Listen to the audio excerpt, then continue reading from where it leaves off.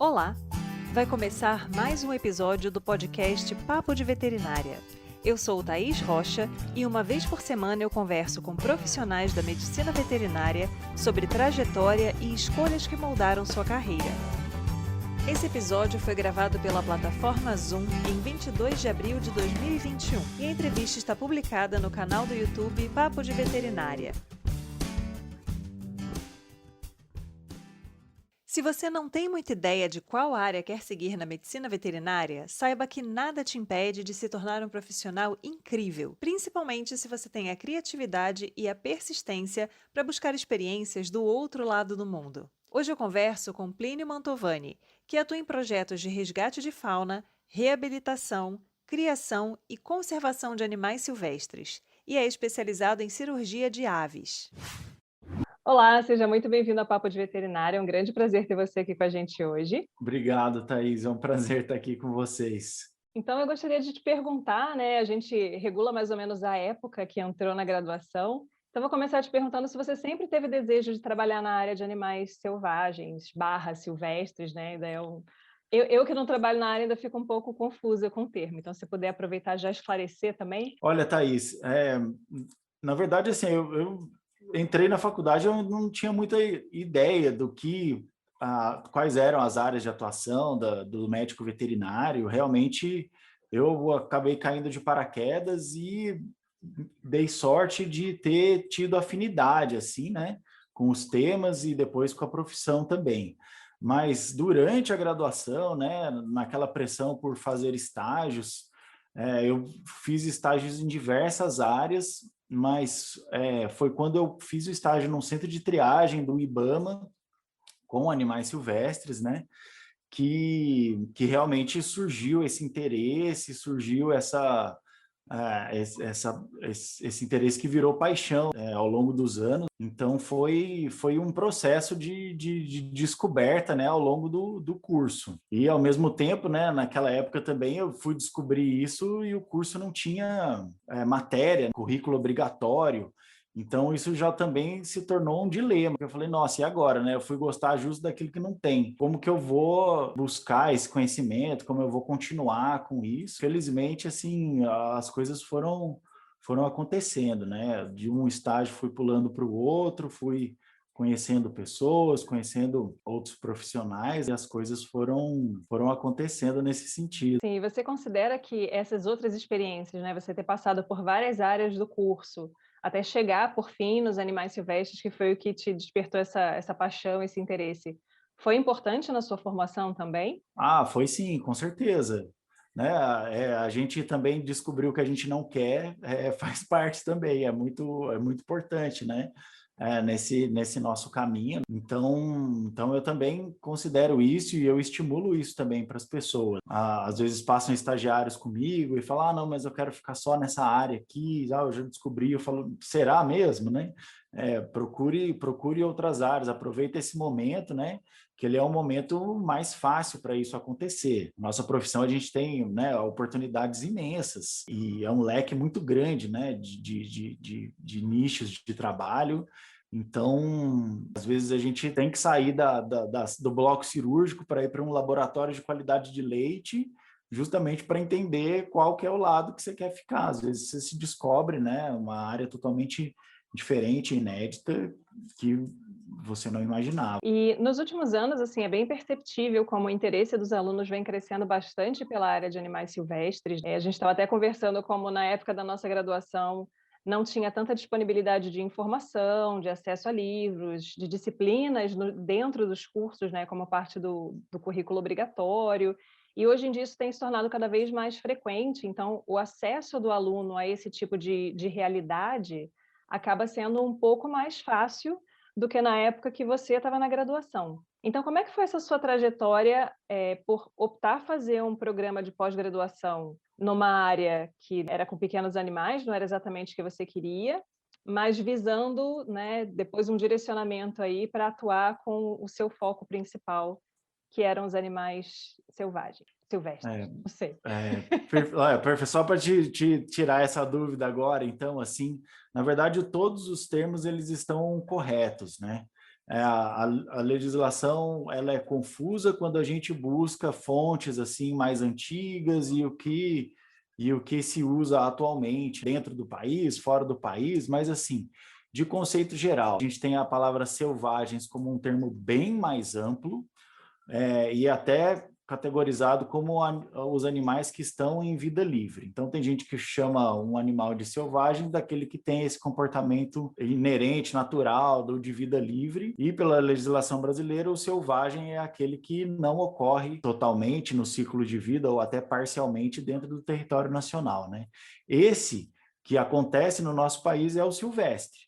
Então, se falou silvestre, é porque ocorre em algum momento da vida dele dentro do Brasil. O termo exótico caberia, então, também a esse animal que é fora de ocorrência nacional, mas ainda poderia chamar esse exótico de exótico selvagem ou um exótico de companhia. Então, a gente também tem isso, né? Esses animais que são incomuns, que a gente vai chamar de exótico, mas que tem até um trabalho zootécnico em cima, né?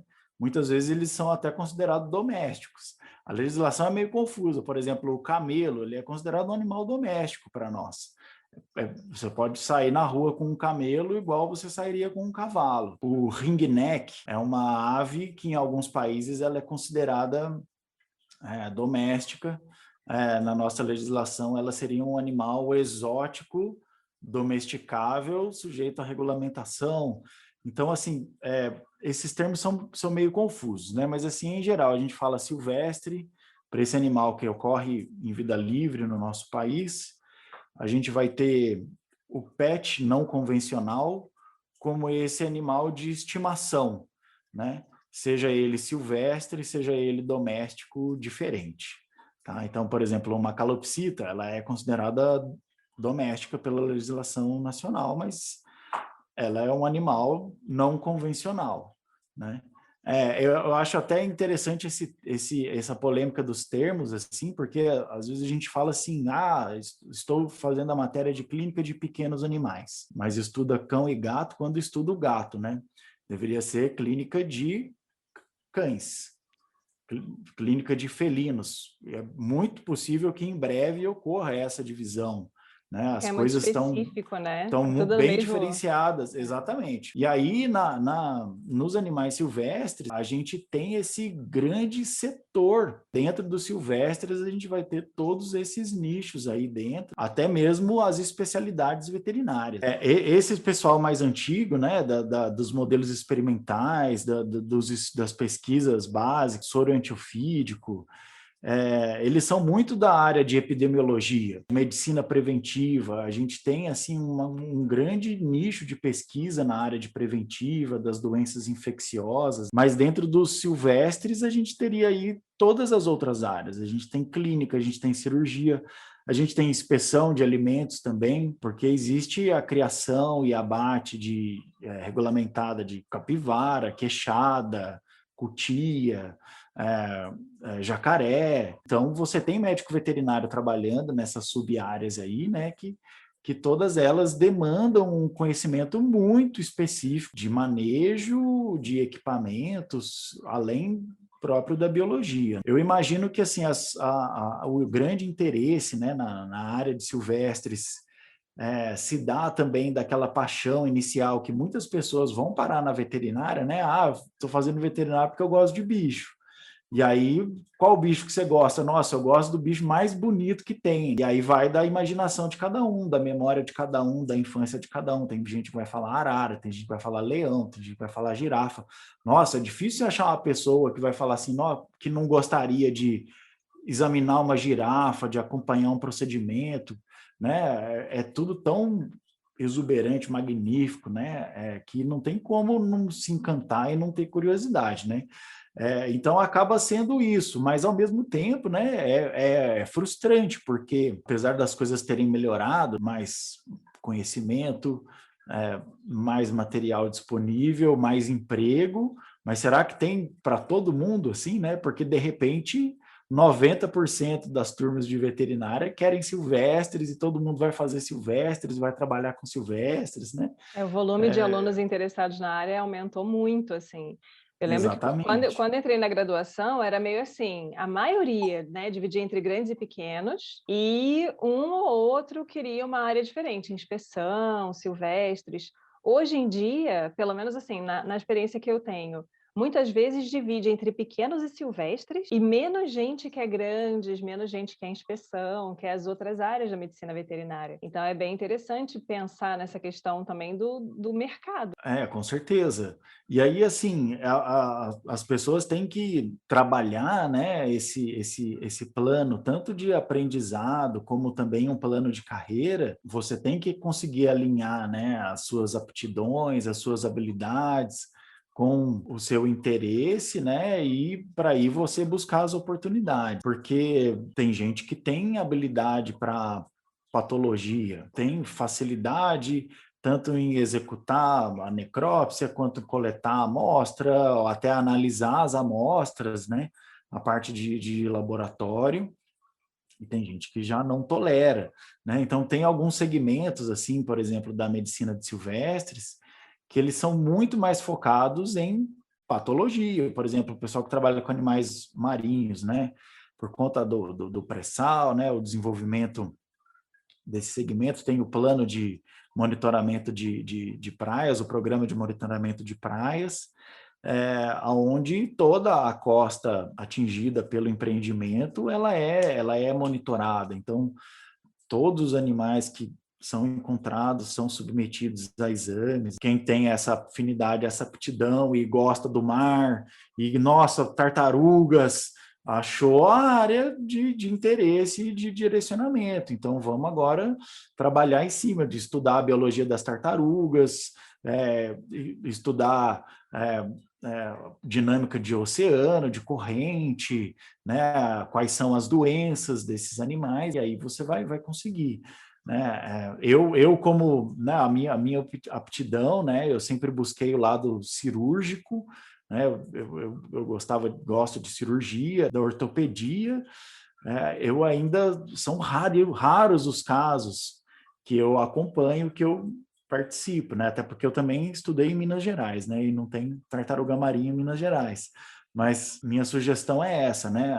Não, eu gosto de laboratório. Eu acho que quem trabalha com laboratório acaba que vai ter maior leque de possibilidades, né? Porque nós moramos no país mais biodiverso do mundo e a gente conhece muito pouco dos nossos animais, das doenças que acontecem aqui.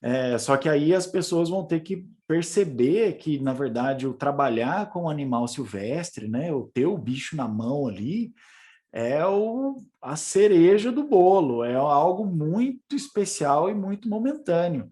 A imensa maioria das pessoas acompanham, né? Ainda mais se a gente for querer, não, eu quero trabalhar com onça pintada, predador de topo de cadeia, ameaçadíssimo de extinção, você vai topar com o bicho vez ou outra na carreira, né? Tem biólogos conservacionistas que nunca tiveram com um animal desse que ele trabalha na frente dele, né? Trabalha só com imagem, com foto, com rastro, com pegada.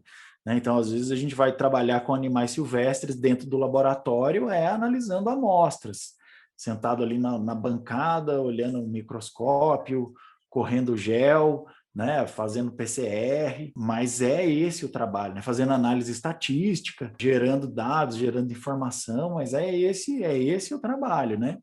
Então, a partir dessa perspectiva, o campo de silvestres ele é imenso e tem espaço para todo mundo. A gente precisa de gente interessada, né, para trazer essas respostas, porque a demanda está aí. Mas se todo mundo quiser só fazer anestesia de girafa, são poucas as Vai girafas ficar um que pouco tem no Brasil limitado, para a né? gente fazer, exatamente. Então, é essa a realidade, né, que os alunos, principalmente de graduação, têm que já ir percebendo e aproveitando as oportunidades, né, que o curso de graduação que ele está ali naquele momento tem para oferecer, que ele vai poder somar, né, e agregar esse desejo, esse sonho dele mais à frente de trabalhar com um bicho que às vezes não ocorre na região dele, né? Não adianta, não, eu quero trabalhar com arara azul do Pantanal, mas você está fazendo o curso No Rio de Janeiro, a não ser que você faça um estágio no zoológico, né? Consiga um estágio dentro de um criatório, mas a ideia é essa, né? Então, assim, a gente saber as pessoas que estão trabalhando, né? Ou naquela sub-área que a gente gosta. Não, eu gosto de patologia de silvestres. Ah, então, quem são os grandes pesquisadores de patologia de silvestres? Ah, não, lá na USP tem o pessoal. Ah, vamos ver como que é o programa de pós-graduação deles. Hoje em dia a gente já tem, né? Na minha época não tinha, mas assim, hoje em dia você tem programa de residência em animais silvestres. Você tem a residência que atende clientes, por exemplo, na UFPR é o hospital porta aberta de cliente, então você atende muito o pet não convencional, né? Você tem essa rotina, vamos dizer assim, da clínica de pequenos animais com esses pets não convencionais. Você tem em Brasília, na UNB, vinculado aos CETAS do IBAMA, então eles fazem o atendimento dos animais de apreensão.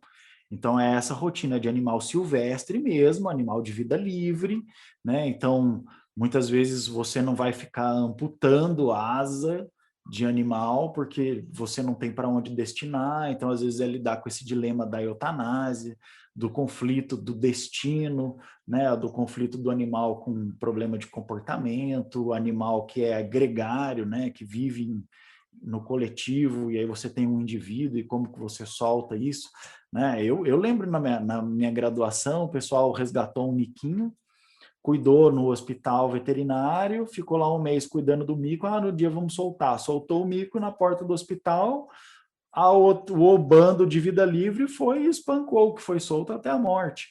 Mas todo mundo ficou com cara de ué, assim, né? Falou, ué, né? Cuidamos dele com tanto carinho, mas faltou esse conhecimento da biologia aí para perceber que não é assim que se solta o animal, né? Então tem essas situações a lidar, né? O programa de residência da URGS em Porto Alegre, eles têm o coordenador que é também chefe do programa de cirurgia. Então, lá se faz muita cirurgia. Preceptores, o coordenador, ele tem conhecimento, experiência e interesse em fazer as cirurgias das mais exuberantes. Você vai ter local que não tem essa estrutura. Então, isso ainda acontece, né? Hoje você tem professores, cadeiras, né, que foram criadas nas universidades públicas, específico de animal silvestre. Mas ainda assim, o cara é o herói da pátria, porque ele tem que saber de aves, mamíferos, répteis, peixes, vida livre, domesticado, doenças infecciosas, cirurgia, anestesia, né? Ele acaba que ele é um outro departamento, para não falar um outro curso de veterinária todo ali Multiuso, dentro. né? Então, hoje em dia, as coisas já estão mais direcionadas assim, né? Na minha época, né, nesse primeiro estágio que fiz, né, onde eu me descobri assim, foi meio que me chamou a atenção a quantidade de aves que chegavam fraturadas, traumatizadas, né, com traumatismo e meio que não fazia nada, não sabia como é que lidava, o que que fazia, bandagem, cirurgia, quem que fazia, né? E aí na hora que você levava para as pessoas que já estavam operando, né, fazendo as cirurgias, todo mundo também ficava meio ali em cima do muro, né? E foi em cima disso que eu quis buscar o meu aperfeiçoamento. Eu ia te perguntar também, assim, porque quando a gente vê a grade curricular, né, mesmo as faculdades que têm uma disciplina de animais selvagens, a gente sabe que é um repertório muito amplo, como você falou, é répteis, é mamífero, né, aves, então tem todo tipo de animal, e para muitas espécies, às vezes você vai ter um indivíduo que vai chegar lá, de uma espécie que você tem pouco volume de atendimento, digamos assim, tem pouca experiência.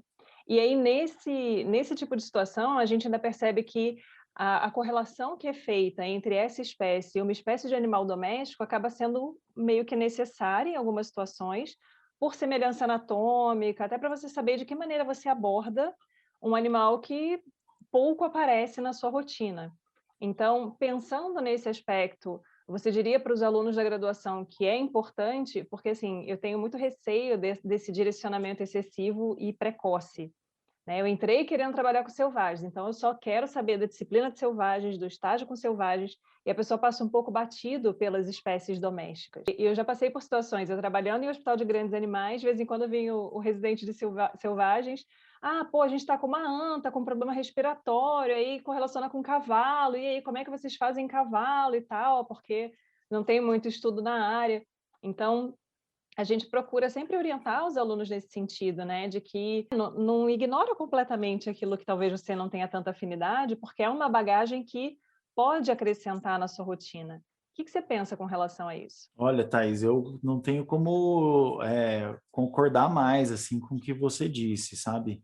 Essa base dos animais domésticos, ela vai ser fundamental. E ela é muito mais ampla do que a gente imagina na graduação. Eu fui muito focado para o cão e para o gato, para essa parte da cirurgia, e depois me vi desafiado, né, na clínica de roedores lagomorfos, né, animal fermentador, secal, tem toda essa dinâmica, né? Toda a parte de nutrição, de quantidade de fibra que alimenta, né? Então, depois eu também me vi tendo que voltar atrás para estudar essa fisiologia digestiva diferente. Então, realmente, assim, tem que conseguir aproveitar bem essa base, porque independente de qual segmento, né, dentro dos silvestres vai seguir na carreira, é, essa base ela tem que ser sólida, senão a gente vai se ver tendo que voltar atrás sempre, né, para estudar. Sim, hoje em dia tem uma facilidade, né, desse acesso à informação com rede social, né, com muitas vezes um site bem estruturado das instituições, fica bem mais fácil as pessoas terem acesso às oportunidades, né, aos locais que oferecem essas experiências e tal, que é uma coisa que é muito diferente do que era há pouco tempo atrás. Se a gente pensar em 10, 15 anos atrás, não é tanto tempo assim, e a dificuldade de É. você conseguir um lugar para ter essa experiência era muito maior. Eu acredito, eu não sei se você tem esse dado, assim, né, não precisa nem ser um número certo, mas a impressão que eu tenho é que até o número de instituições que existem focadas em animais selvagens vem aumentando também. Ou se não, se talvez por eu não ser da área também, nunca procurei especificamente, talvez as instituições já existissem, só agora a gente percebe mais porque vem aumentando muito esse mercado nos últimos tempos. Olha, assim, eu acho que sim, que as instituições vêm aumentando, né? A gente tem vários, em todos esses nichos, assim, né? Por exemplo, laboratórios. Eu vejo laboratórios hoje já fazendo propaganda, não, nós atendemos animais silvestres, sim. E existem laboratórios que têm isso como carro-chefe, né? Nós realmente fazemos aves, répteis, animais exóticos, sim, né? Domésticos, tudo bem, porque isso aí é o fácil para nós, mas nosso carro-chefe é esse.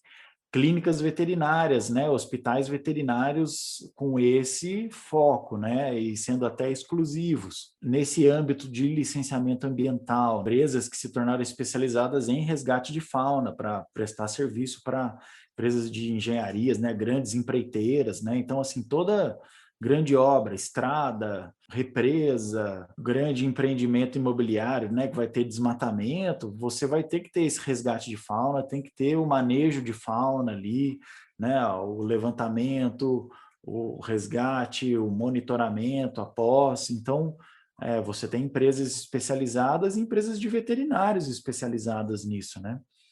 A parte de monitoramento de praia, né, também, isso criou dezenas de bases de pesquisa que há 10 anos atrás não existiam, né? Então, isso também foi um boom, assim, no segmento de animais marinhos por conta de toda essa movimentação aí de exploração do pré-sal, né?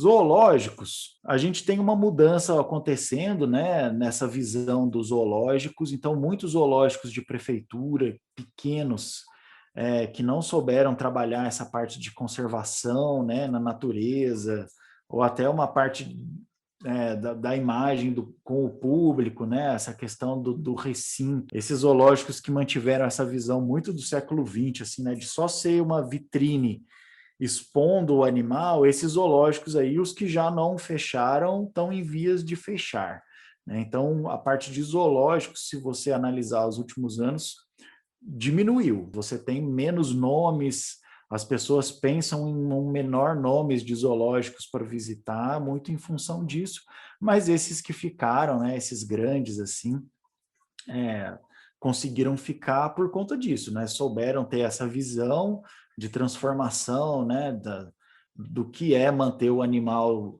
silvestre em cativeiro, né? E passaram a usar esse animal aí realmente como uma fonte de pesquisa e um instrumento, né, de conservação para a natureza.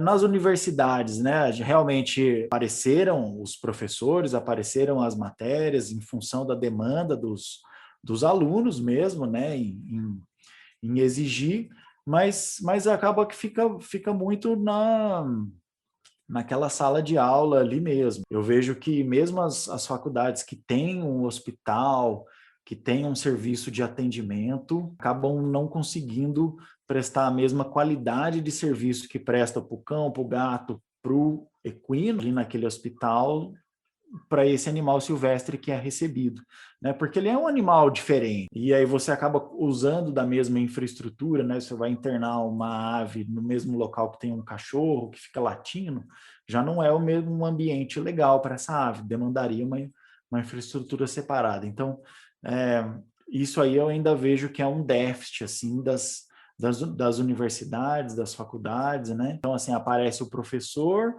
mas aí o professor quer oferecer o atendimento, o aluno tem a demanda, chega o cliente, mas a qualidade ainda não fica tão satisfatória. Então, assim, essa nova geração ela é muito imediatista, né?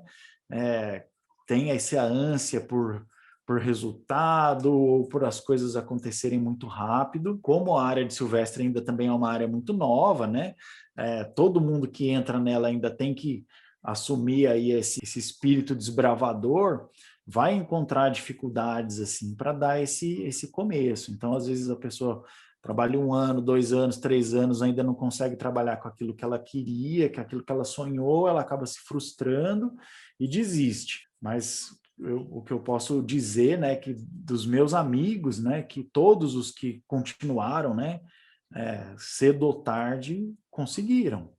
Estão trabalhando, hoje fazem trabalhos excepcionais, cada um dentro de um nicho mais específico, né? Tem alguém que trabalha mais com reprodução, tem outro que é mais clínico, tem outro que é mais do laboratório, né? Tem, igual eu comentei, né? Eu trabalho aqui em São Paulo, né? Na região metropolitana de São Paulo, prestando serviço para outros veterinários, né? Então eu tenho uma rede de anestesistas de silvestres que anestesiam para a gente. E eu falo a gente porque são vários cirurgiões, né? Eu faço a parte de ortopedia para cirurgião de silvestre. Então, é a subespecialidade da subespecialidade, né? Eu vejo assim, né?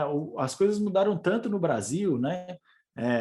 Da época que a gente estava na graduação, há 15 anos atrás, por exemplo, hoje a legislação ela já não é mais centralizada na União, né? Ela é nos estados.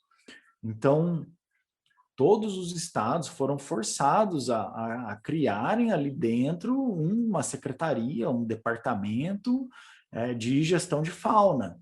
Tiveram que contratar veterinários, né? Tiveram que se organizar algo que eles aproveitavam do IBAMA, né? Então vamos dizer assim, você pensa aquele estado bem longe, aquele estado bem pobre, aquele estado bem que não tem nada, né? Ele aproveitava da estrutura federal, foi forçado a criar uma estrutura estadual, né? Então, isso tudo são mais pessoas cada vez mais perto, né, dessas cidadezinhas, né, já trabalhando com isso.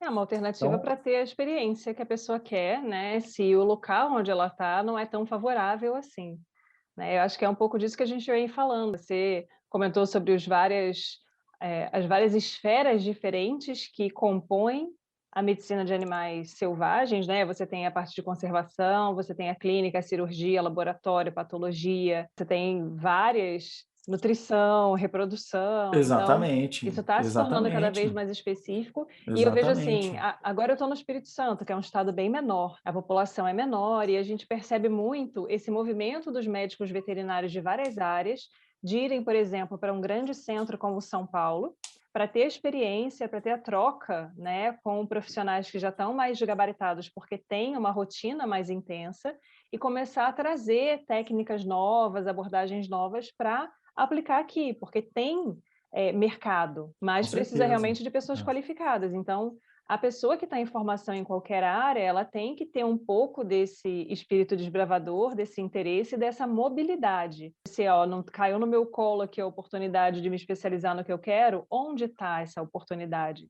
E vai para lá. Ah, com certeza, Thaís. Assim, aproveitar as férias, mesmo quem, não, minha condição é de eu tenho que trabalhar e estudar. Em algum momento você vai ter um período de férias, você vai ter que aproveitar esse momento para ir para outro local, né, e buscar essa experiência se sua base, né, o seu local ali não consegue te oferecer. Então, assim, as oportunidades realmente elas são muitas, né? Eu lembro que eu sempre imaginava que era só fora do país, que isso existiria, né? Que não teria como de fazer isso se eu não conseguisse um estágio na Disney, né? Mas depois vendo, né? E hoje, né? Já atuando há tanto tempo na área, né? Eu vejo que assim são incontáveis os locais, as oportunidades, os trabalhos. Então, assim, uma maneira assim muito interessante do estudante de graduação, né, começar a se envolver com aquela área que ele já tem interesse, nas associações de classes, né, nos congressos da área. Né? Então, você buscar ali, não, eu gosto de cirurgia, então vamos lá, no Colégio Brasileiro de Cirurgia Veterinária, como que eles estão se reunindo, o que está acontecendo ali dentro, você vai conhecer as pessoas, você vai conversar, você vai saber de coisas que você nem imaginava. E aí da patologia, da nutrição, e dentro da área de silvestres, né, existe a Associação Brasileira de Animais Silvestres, que ela nem é tão nova assim, ela já existe há mais de 30 anos, né, então ela já é até bem clássica, mas ela tem esse caráter novo, né, de sempre estar se renovando, porque o mercado, né, a área foi crescendo. Então, quem fundou há 30 anos atrás era quem trabalhava com zoológico, que era só quem tinha emprego na área. Você tinha que prestar um concurso público ou ter aí alguma influência muito extraordinária para conseguir esse emprego, né? Depois vieram essas mudanças de legislação, né, que facilitaram a criação de criatórios particulares, né, que começou a exigir o veterinário dentro de empreendimento, né, de manejo de fauna silvestre, e aí foram aparecendo outras oportunidades. Então, assim, no congresso da Abravas, assim, sempre tem uma turma muito nova e você vê que está sempre puxando para áreas que a gente nem imaginava ali dentro, né? Então, a gente vai ter salas, né, subsetores ali, e aí é até difícil de conseguir contemplar todo mundo. É uma maneira de conhecer, né, esses outros núcleos, essas outras esferas, esses outros grupos, outras oportunidades para a gente buscar esse conhecimento aí de interesse nosso, né? Porque de uma certa maneira, assim, a oportunidade nem sempre vai vir pronta, embrulhada numa caixinha. Você vai ter que procurar, vai ter que pesquisar, e às É, vezes você vai ter que descobrir um é. nicho novo que talvez ninguém tenha pensado naquilo. Então, Da oportunidade vir embrulhada numa caixinha, assim, é o sonho de todo mundo, mas assim, para não falar que não acontece com ninguém, é um ou outro ali ganhador na loteria, né? Que aconteceu, assim, né? Então, as coisas, elas vêm em é na base resultado do de muita suor, né? dedicação, exatamente. Exatamente, é muita hora de bunda na cadeira estudando, muita portada na cara, muito telefonema que ninguém atendeu, né? Muita insistência, cara de pau, né? Óleo de peroba, nossa, eu tomei um não. Ah, vou de novo, vou perguntar de novo. Aí da outra vez deu certo, dá certo, né? Então não é porque naquele momento não puderam te aceitar num estágio, né? Que num segundo momento não vão te aceitar, né? Com certeza, não pode desanimar, né? Desanima ali, É, 5 minutos, senta no cantinho, chora, depois sacode a poeira e vai atrás de novo. Uma hora vai dar certo. Conta pra gente é. da sua experiência com aves na Índia. O que você foi fazer na Índia? Me conta esse negócio. Pois é, Thaís, isso foi algo assim bem fantástico assim na minha vida, que eu achei que ia ser momentâneo, mas acabou virando algo bastante presente. Como eu falei, né, eu sempre gostei da área de ortopedia, né, por conta desse estágio no centro de triagem, né, descobrir nas aves, né, essa paixão nesses animais incríveis, né, então esse fascínio da biologia das aves, a variedade anatômica e por aí vai.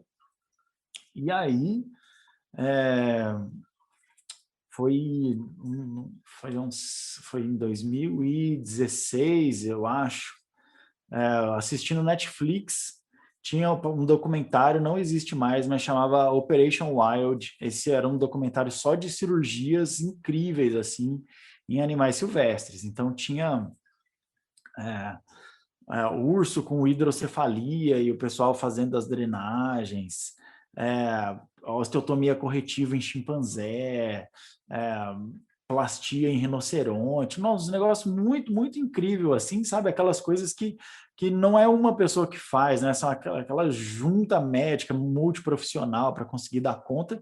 E num desses episódios apareceu esse resgate na Índia. Tem um festival de pipa lá que simplesmente 99% da população do local solta pipa, e aí a prática evoluiu para esse combate de pipas, né, com cerol e linhas cortantes, e aí eles usam uma linha gigantesca lá e simplesmente picotam as aves, né, porque é aquela imensidão de gente soltando aquela imensidão de pipa num local que tem muita fauna sinantrópica, né? Fauna urbana. Então, a imensa maioria dessas aves são pombos, né? São o equivalente a deles dos urubus, né? E aí, é, eu fiquei encantado. Falei, nossa, isso aí é para mim. É ave, é traumatismo, né? Eu já queria ir para a Índia, assim, já estava numa fase de muitos anos sem férias, já estava meio saturado, assim, falando, nossa, estou precisando fazer um negócio diferente. E aí eu vi esse documentário, vi o nome do negócio no jaleco, dei um zoom, descobri o nome, aí a vantagem de já viver na era da internet, né? Procurei no Google, descobri o nome, vasculhei, achei um telefone, comecei a ligar para lá para descobrir como é que fazia para trabalhar lá também. E aí fiquei uns 6, 8 meses, assim, enchendo o saco deles, né? Não, se eu tenho que ir, eu tenho que ir, mas eles assim, mas quem é você, né?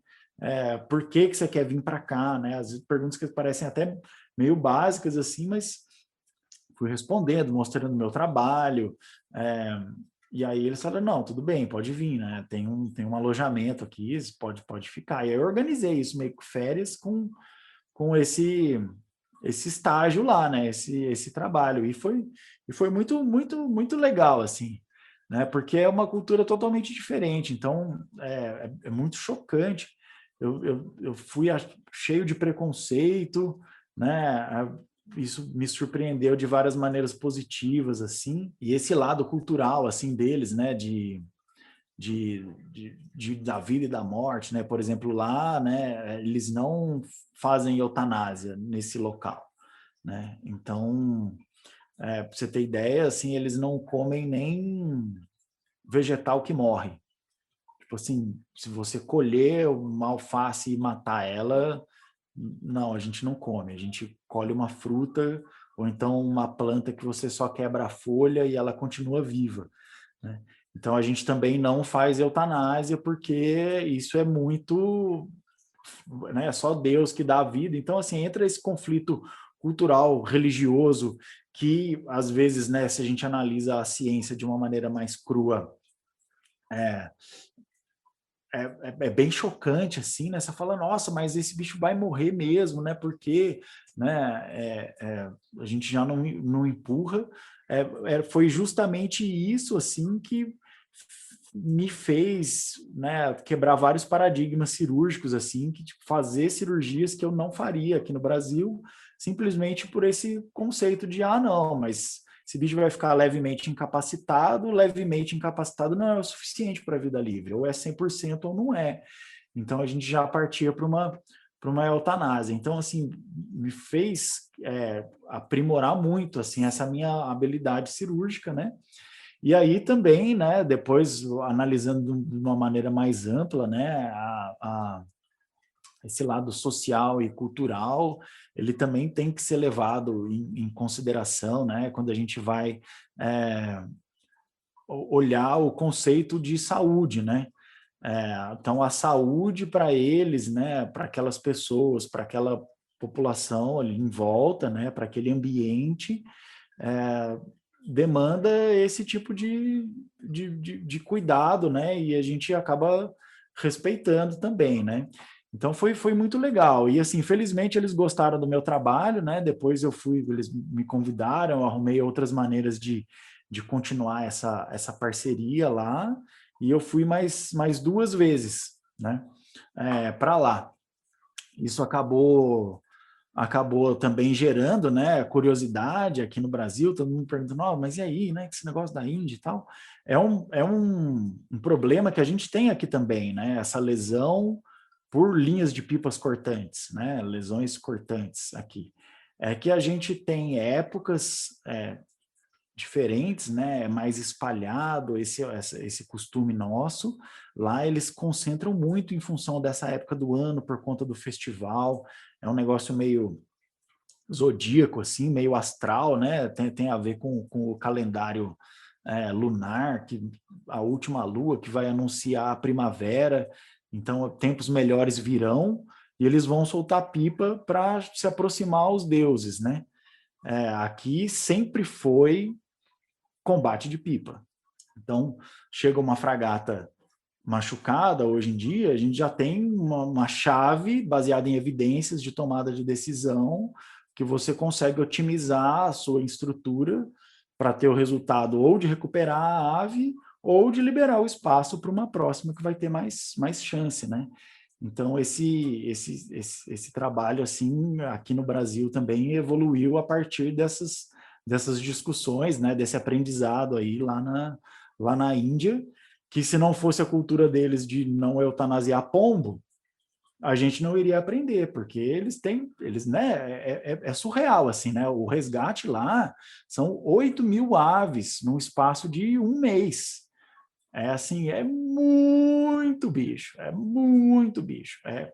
uma grande catástrofe, assim, é equivalente a um furacão passar numa ilha do Caribe, ou um grande derramamento de petróleo, né? Esse volume por exemplo, uma barragem romper, né? Uma barragem de mineradora, né? Eu participei dos 2 resgates, assim, né? Tive participações tanto no rompimento de Mariana quanto no de Brumadinho, né? Que até hoje o pessoal ainda está trabalhando. Então, isso tudo são informações que a gente vai aprendendo nessas experiências, né? E depois acaba sendo convidado para opinar, para trabalhar, para ajudar, né? Porque os desafios eles são imensos, né? E é bem incrível assim essa sua história, porque eu já ouvi outros colegas, né, contando histórias não assim tão fantásticas, né, de tipo ir parar lá na Índia, mas essa questão de você se encantar por uma situação, você querer aquela oportunidade, você encontrar meios, ir atrás e aquilo se concretizar e se tornar uma realidade para você, né? E toda a bagagem de experiência, não só profissional, como pessoal, que isso acrescenta na sua vida. Ah, com certeza, Então, com certeza. é bem importante essa questão de, né, você tinha acabado de comentar a respeito do não, né, deu não, tudo bem, espera 5 minutos, pergunta de novo, quem sabe não mudam de ideia. E às vezes achar essas oportunidades, né, ir lá procurar, botar um zoom no jaleco do cara, pesquisar no Google e aí você ir encontrando o Justamente. caminho, né, para trazer essa oportunidade para você, né? É aquela questão da caixa de presente de novo, né? Infelizmente, ninguém nunca veio com estágio embrulhado assim para mim, ó, oportunidade da sua vida, toma, vai lá. Não, com certeza. E assim, né, eu também assim não nasci em berço de ouro. Então, todos esses estágios, né, essas oportunidades, elas foram acontecendo aos poucos, porque era o que eu tinha condição de viver, de experienciar, né, de conseguir fazer, né? Se tivesse aparecido essa oportunidade da Índia para mim há 10 anos atrás, eu não teria recursos financeiros para ir. né?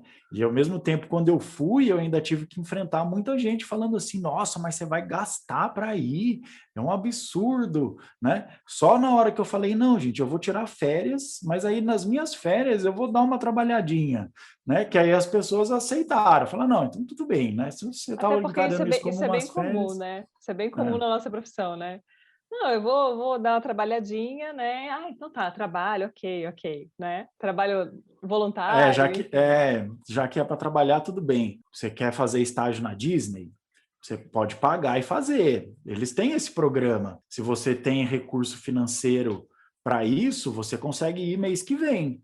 Agora, se você não tem o recurso financeiro, você vai ter que batalhar uma bolsa, você vai ter que demonstrar resultado para eles, né? É muita conversa. Você vai ter que achar uma maneira de aparecer e eles te aceitarem, né? Tem gente que consegue ir não só de graça, como com tudo pago, Sim. né? Mas tem É que se conseguir capacitar para trabalhar. isso, né? Exatamente, Não é aquela coisa, acordei, exatamente. meus olhos azuis aqui, muito encantadores, vão resolver todos os meus problemas e abrir portas para a oportunidade Assim, profissional que eu quero, né? aquela fantasia de receber a carta que vai para Hogwarts, né? De entrar uma coruja voando e soltar. Esse tipo de convite é só lá no Harry Potter que acontece, né? É,